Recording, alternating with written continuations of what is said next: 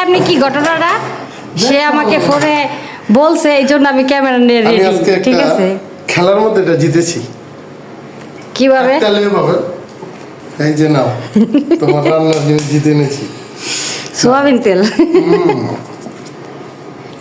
এই যে সে 2 litre soybean তেল টানছে, সংসারের জিনিস কাজে লাগবো। কেমন জিতলা আল্লাহ কও একটু শুনি।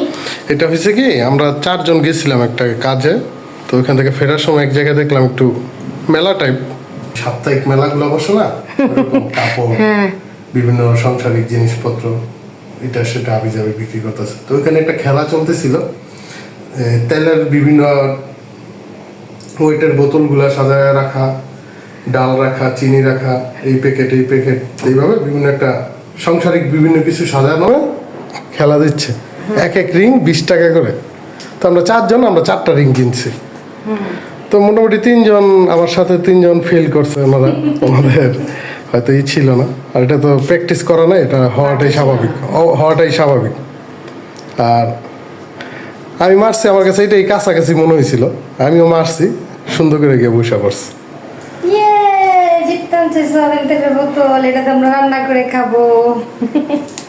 Thank you Bye. সংসারের জিনিস জিততাম না লেগা।